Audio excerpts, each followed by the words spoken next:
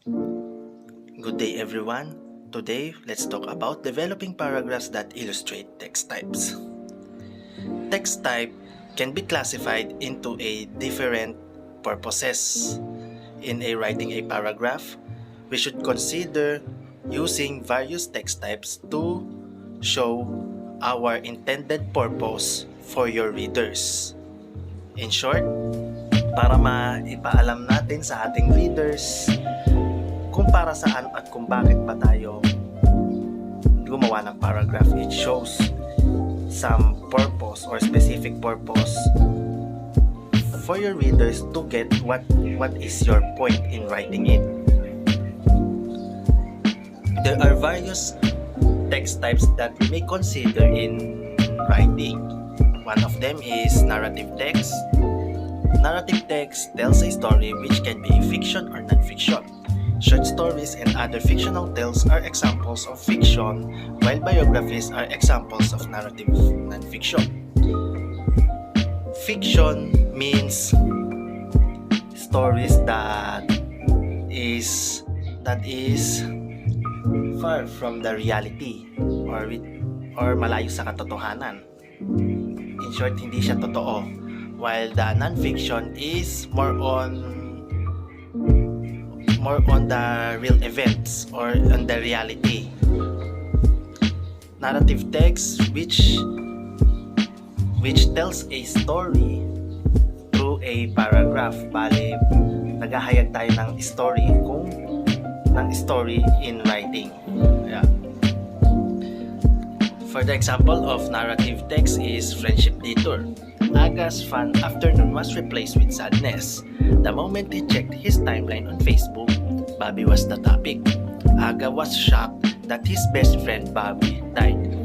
5 hours earlier, they ate chicken barbecue and enjoyed the view of their favorite beach resort.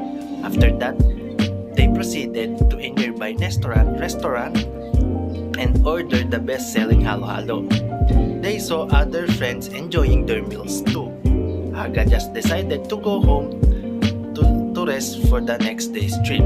They both got into their motorbikes. That was the last time Aga saw him. As you notice from this sample paragraph, it narrates or it tells a story on how Aga's afternoon was replaced with sadness. And then it tells that Bobby was died. It tells a story about what happened 5 hours earlier. Bali, kinuwento niya ang mga nangyari bago mamatay si Bobby. For the next example is explanatory text. Explanatory text explains a particular subject or topic through ideas that support it. It is a kind of factual text that explains how or why things are. It elaborates on how or why something occurs or give information on how to do something. Explanatory text from the word explanatory or explain. It explains a particular subject or topic with using an ideas that we may use to support the claim to make it more sense to your readers. For the example is why sleep is important. Sleep is like food for your brain. Getting enough sleep is important for your physical and mental well-being. Sleep lets your mind recharge and process information. It's the only part of the day that your body gets to rest and repair. Sleep can also help you feel better, think more clearly, and concentrate better. It gives you energy to complete tasks and can make you more alert. Without enough sleep, you may have problems with thinking, concentrating, memory, reaction times, and mood. As you can see from this sample paragraph, it explains thoroughly why sleep is important. Getting enough sleep is important for your physical and mental well-being, and also it explains that without enough sleep, you may suffer consequences from not getting enough sleep. It explains by stating some facts about sleeping. Okay, for the next example is expository text are also informational text that presents factual data on a topic through the description, sequence, comparison and contrast, cause and effect, and problem solution. Expository text are also explains some information that presents factual data and through description and other such things. It's like a explanatory text, but in expository text it shows proofs, some data, and by using a sequence, comparison and contrast, cause and effect, and problem solution. For the example is, there are several characteristics which distinguish plants from animals. Green plants are able to manufacture their own food from substances in the environment. This process is known as photosynthesis. In contrast, animals including man get their food either directly from plants or indirectly by eating animals which have eaten plants. Plants are generally stationary. Animals, on the other hand, can usually move about. In external appearance, plants are usually green. They grow in a branching fashion at their extremities, and their growth continues throughout their lives. Animals, however, are very diverse in their external appearance. Their growth pattern is not limited to their extremities. It is evenly distributed and also occurs in a definite time period. Therefore, the differences between plants and animals is quite significant. As you notice, the difference between explanatory and expository stating some data or facts that supports the claim. And also we notice some grammatical signals used, such as in contrast, furthermore, therefore, and etc. As you notice, when you read the paragraph, you may encounter some grammatical signals used in this paragraph. Okay, for the next is procedural text. List a sequence of actions or steps needed to to do something. Some examples include recipes, science experiments, assembly manuals, or instructional for playing games. This should not be confused with explanations or processes. Because procedural texts are more directive and imperative, they instruct readers on how to go about processes. Procedural text, in other words, giving instructions. It lists a sequence or steps on how to do something.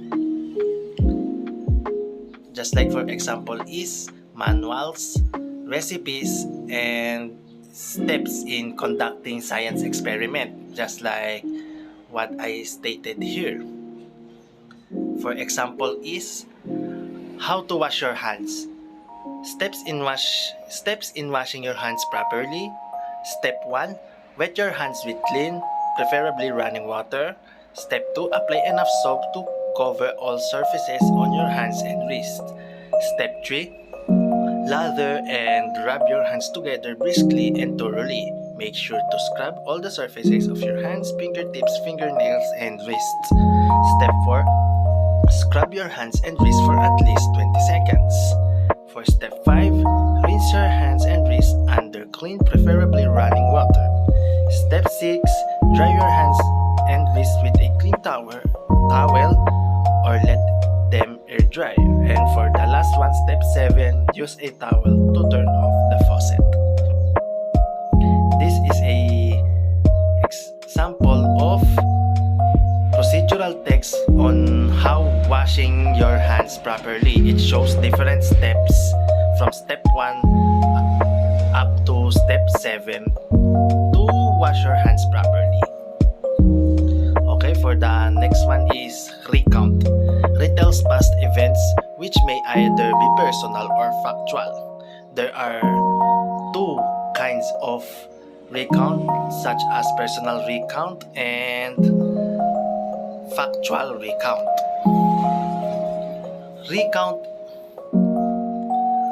Recount is a type of text that tells a story from previous events, or sa madaling salita naghahayag ng story from past events, sa mga dating pangyayari. Just like for example is personal recount retells past events that the writer was personally involved in.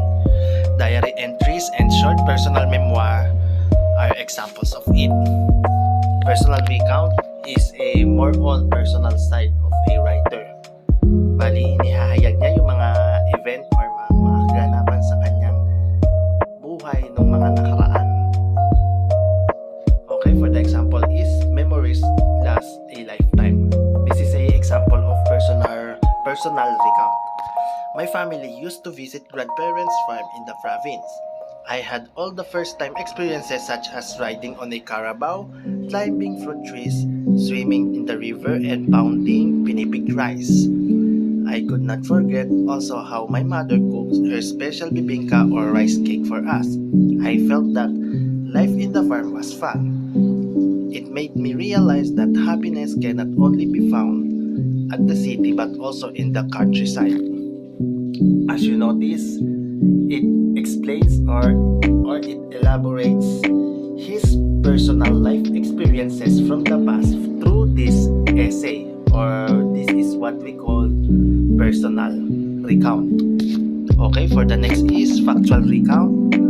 Retells events that also happened in real life but may not be about the writer himself or herself. News reports and witness statements are examples of it. Factual recounts based from the real events that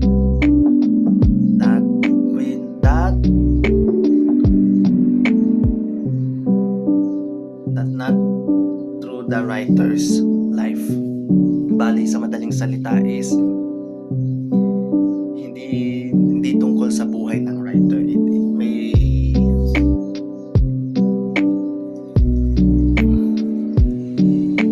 It is all about real events that may happen to our society. The example of factual recount is footsteps in the moon. Riding in a spacecraft named Apollo 11, Neil Armstrong and company were determined to reach the moon. On July 20, 1969, they successfully made it, one giant leap for mankind. The historical line exclaimed by Neil Armstrong. This has been a tough challenge to an astronaut's mission that brought success to his nation. Such honor made him noteworthy, carrying his nation's flag placed on the moon's surface was a victory. From this example, you notice that this paragraph states that the event from the past on July 1969 when the spacecraft Apollo 11 landed on the moon. It proves that this is not about the writers but it is from the major event that happened to our history. Bale, hindi lang siya tungkol sa writer, bale tungkol siya sa history ng mankind. Yan sa pangyayari na yun. Bale, ganun si factual recount. It states some facts that happened through our history, not only from the writer's life.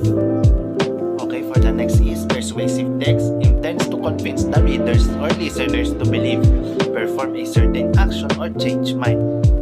Examples of persuasive text types includes advertisements, editorials, debate speeches, arguments, and persuasive essays and speeches. If you remember our previous discussion, which is propaganda techniques, this has a same concept of in persuasive text. It intends to persuade your readers by getting their agreement by getting their agreement and their attention for you to get them agreed to your ideas and to make them change their mind and to agree with your statement. It includes advertisement, editorial, debate, speeches, arguments, and etc. Now for the example is Trashella White Beauty Soap. Using Trashella White Beauty Soap truly gives an amazing effect.